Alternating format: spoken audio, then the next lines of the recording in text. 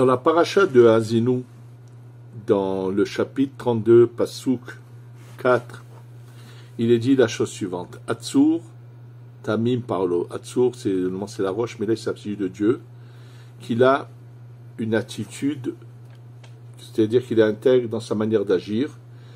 Et sur Pas Rashi, il nous ramène que bien que il a l'air dur quand il emmène ce qu'il faut pour punir les gens qui consomment du mal, malgré tout, il ne le fait pas d'un coup, il le fait avec mesure. C'est-à-dire que même dans la justice, il a quand même une certaine douceur, mais surtout c'est la suite, que tous ces chemins sont selon la loi, que ce Dieu dans lequel on croit, dans lequel on sait, et il n'y a aucune chose qui soit Havel, il n'y a aucun mal qui est fait qui ne soit pas juste. Tzadik veyachar, il est tzadik, c'est-à-dire il a raison et il est droit. La question est, comment est-il possible que Moshe Rabbeinu ait besoin de venir nous dire que faites attention, ne pensez pas que Dieu agit de manière injuste. Qui aurait pu imaginer un instant, comment pourrait-on penser que Dieu est injuste? Quelle était la nécessité pour Moshe Rabbeinu de devoir dire ces paroles-là? On va tout de suite voir une des explications à cela par rapport à un enseignement très beau du Harizal sur ce qui est dit dans la Gemara, dans Masechet Yoma, Daf Kavbet, page 22, au deuxième côté de la page, où il est dit que Shaoul be'achat ve'altalo, David bishtaim ve'lo altalo, c'est-à-dire que Shaoul a commis une erreur et Akadosh Baruch Hu l'a immédiatement détrôné, lui a enlevé la royauté. Et David, bien que 2 fois il a fait des erreurs, Akadosh Baruch Hu ne lui a pas retiré la royauté et lui a pardonné. Alors bien sûr, quand on voit ça, ça paraît surprenant, quoi. Il y a une sorte d'injustice apparemment. C'est vrai, mais Baruch Hashem, nous avons cette sagesse qu'on appelle la Kabbalah, qui sans elle on aurait beaucoup de points qu'on ne comprendrait pas, qui nous éclairent. Et là, le Harizal l'explique dans le Shar HaGilgulim. Et en fait, ce qu'il faut comprendre et savoir, c'est que il ne faut pas voir les faits, mais il faut voir quels sont les efforts que chacun a eu à faire dans les situations dans lesquelles il se trouvait. Comme il le dit le Harizal, il explique que en fait Shaoul, son âme avant de venir dans ce monde, est une âme pure qui n'a pas affronté de grandes difficultés. Et donc, étant donné qu'il n'a pas affronté de grandes difficultés, lui, fauter, c'est grave. Ça veut dire qu'il se laisse aller, ça veut dire qu'il ne fait pas cas du potentiel que Dieu lui a donné. Et donc, c'est pour ça qu'Akadosh Baruch Hu agit ainsi avec lui. Il dit David, sa neshama, avant de venir, elle se trouvait au fin fond de ce qu'on appelle les clipotes et des abîmes. Et d'ailleurs, c'est pour la raison pour laquelle elle est venue d'une manière très particulière. Je vous rappelle un peu de quelle manière la neshama de David est venue dans ce monde. Son père Yishai, lorsqu'il étudiait au Beth Midrash, un jour, c'est ceux avec qui il étudiait, donc les Talmidei Chachamim, les érudits qui étudiaient avec Yishai, quand ils sont arrivés à ce verset dans la Torah, il est dit Lo yavo Moavi bikal Hashem, que le Moabi ne peut pas, même s'il veut se convertir, il peut se convertir, mais il ne pourra pas ensuite se marier avec quelqu'un du peuple d'Israël. Et or, nous savons que Yishai est un descendant de Ruth, la Moabite. Alors, à l'époque où Ruth s'était convertie et qu'elle s'est mariée avec Boaz, les Chachamim de cette époque avaient dit oui, la Torah ne parle que des hommes et non pas des femmes, Moabi, vélo, Moabite. Et là, quelques générations après, les gens qui étudient avec Yishai lui disent mais toi, tu es un descendant d'une Moabia, donc tu n'as pas le droit de continuer à vivre avec ta femme. Ils sont persuadés que la Torah ne fait pas de différence entre l'homme Moabi ou la femme Moabia. Ça veut dire que les deux sont interdits de s'unir, de se marier. Et dans ce cas, qu'est-ce qui était permis à Yishai? C'était uniquement de prendre sa servante, de se marier avec elle, de s'unir avec elle. Avec elle, il aurait pu continuer à avoir une vie normale, mais pas avec sa femme. Donc Yishai, quand il entend ça, il appelle sa servante et il lui explique qu'il va, à partir de maintenant, il va s'unir à elle, donc il faut qu'elle se prépare, qu'elle compte ses jours de pureté, qu'elle aille au mikvé et qu'elle soit prévenue le jour, qu'elle le prévienne le jour où elle doit aller au mikvé, et qu'à partir d'aujourd'hui, sa servante deviendra son épouse. Cette servante va chez la femme de Yishai et lui raconte. Et la femme de Yishai dit à la servante, écoute, le jour du mikvé, c'est moi qui rentre à ta place dans la chambre. Alors sachez que, bien sûr, là aussi il y a une explication, cette servante qu'avait Yishai était la réincarnation, le Gilgoul de Hagar, de la servante de Avram et Sarah. Et comme Hagar avait été très mal conduite vis-à-vis de Sarah, donc là, dans ce Gilgoul, elle est venue réparer, et c'est pour ça que non seulement elle l'a dit à Sarah, à sa maîtresse, pendant la femme de Yishai, mais elle a laissé sa place. Et donc, Yishai n'est pas au courant, et quand le soir en question, il pense s'unir avec sa servante, et réellement, il s'unit à sa femme. La conséquence, c'est que lorsqu'il va voir sa femme en grossesse, il va être persuadé que comme il s'est séparé d'elle, elle est partie avec un autre homme, et que donc le bébé qu'elle attend, c'est un mamzer, c'est un bâtard. Et lorsque David va naître, tous ses enfants vont croire aussi que c'est un mamzer. Je vous l'ai déjà dit dans un cours en long et en large. Comment ça se passe? C'est que finalement on le met dans les champs comme berger, bref, et que bien plus tard, il saura la vérité qu'il est de lui et que, en fait, ses amis s'étaient trompés et que réellement, sa femme lui était permise. Maintenant, pourquoi fallait-il qu'il y ait une telle naissance, de telle manière, où Yishai pense que c'est sa servante, finalement c'est sa femme.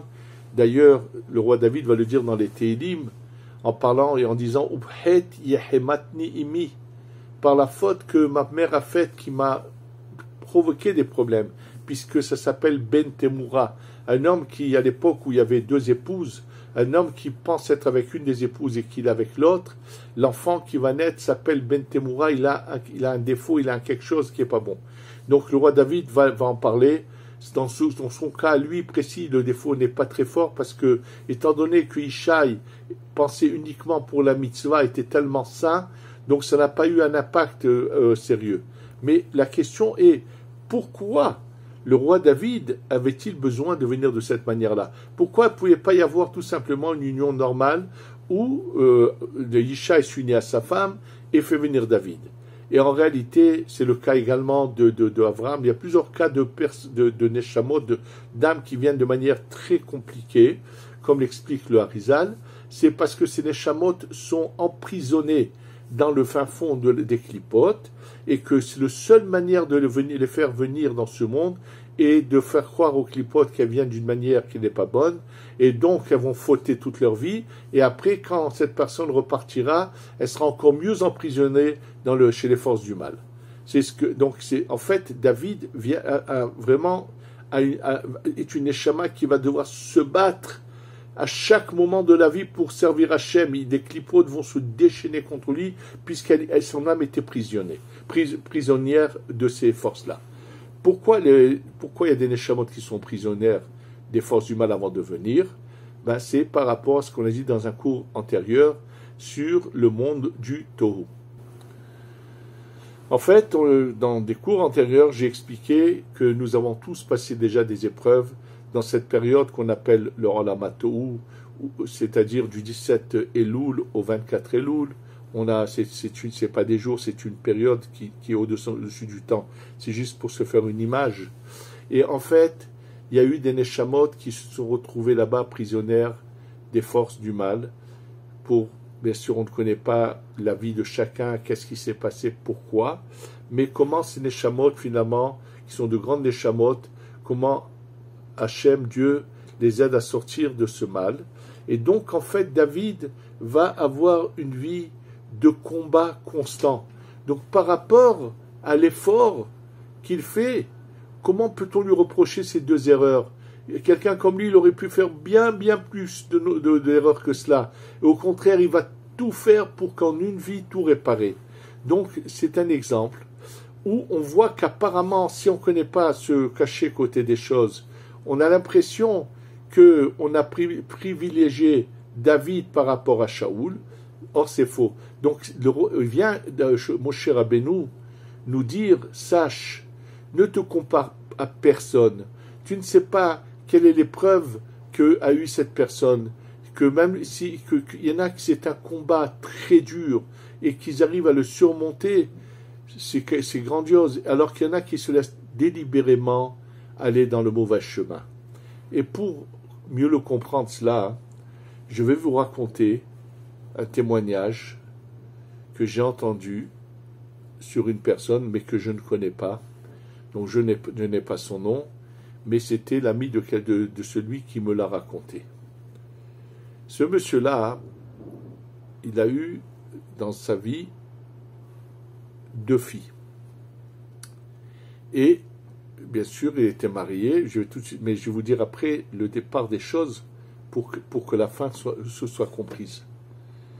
Et puis, arrivé à un certain âge, je pense qu'il approchait la cinquantaine, ou il a la cinquantaine environ, sa femme le quitte et va avec un autre personnage. Alors bien sûr, celui qui le voit à cet âge-là, surtout que c'est un monsieur sage, posé, bien et tout, va se dire « Ah là là, quelle catastrophe, quel malheur !» Mais maintenant, je vais vous raconter le début des événements. En fait, ce monsieur était quelqu'un qui, à l'origine, fréquentait d'une fille à l'autre, s'amusait dans la vie. À l'âge de 25 ans, Dieu, Akadosh Baruch Hu, lui envoie un cadeau sur un plateau. Il lui fait rencontrer une fille qui a 18 ans et qui n'a jamais été touchée par un homme. C'est le premier homme qu'elle connaît, c'est lui. Et elle a des intentions sérieuses. Donc, elle le fréquente, mais elle veut arriver au mariage. Et lui, malheureusement, veut continuer à s'amuser. Il n'a pas envie de se marier maintenant. Il a envie donc, en fait, cette pauvre fille, quelque part, s'est un peu moqué d'elle, entre guillemets, et il dit non, donc il continue à cette vie de débauche, de femme en femme, et ainsi de suite. Donc, étant donné qu'elle est déçue, elle l'a fréquenté, elle est déçue, bien sûr, elle cherche à se marier, elle va connaître d'autres hommes aussi. Et cette histoire va durer pendant 10 ans. 10 ans plus tard, il retrouve cette femme. Et elle en a connu aussi beaucoup des hommes entre-temps, mais qui n'a pas abouti. Et donc 10 ans plus tard, lui il a 35, elle en a 28. Et ils se marient, ils ont leurs 2 filles. Et des années plus tard, un jour, elle rencontre de nouveau un des hommes qu'elle avait connu pendant la période où lui l'avait envoyé promener. Et malheureusement, elle s'est laissée tenter, elle quitte ce monsieur pour repartir vers un de ceux qu'elle avait connus. Quand on réfléchit à cela, on voit qu'on connaît toute l'histoire, on voit tout le contexte, on voit que cet homme, c'est de ses propres mains qu'il a tracé la suite des événements. Quand Dieu lui a offert sur un plateau, à l'âge de 25 ans, une opportunité, et qu'il n'a pas su le comprendre, il ne peut que se retourner contre lui-même, et sans vouloir qu'à lui-même d'avoir commis ce qu'il a fait, et d'avoir quelque part poussé cette fille à faire des erreurs ensuite, plus tard, tout ce que vous voulez. Il n'y a que Dieu qui sait exactement chacun combien de bonnes opportunités il lui a donné, combien il a su les prendre, combien ils n'ont pas su. J'ai eu un cas inverse, Baruch Hashem, qui remonte à très longtemps, où quelqu'un qui, mamash, vivait en dehors d'Eretz Israël avec une non-juive, il avait même eu un enfant. Il était venu rendre visite à sa mère en Israël, elle me l'a amené, et grâce à Dieu, j'avais réussi à le convaincre, il n'est pas reparti, il est resté, et finalement il s'est bien marié ici. C'est-à-dire que Hachem donne des opportunités, et c'est souvent l'homme qui est responsable des erreurs qu'il fait dans la vie. Et comme cette période est une période où on est en train de faire tchouva, je pose justement mettre l'accent sur un point très important qui concerne cette période-là.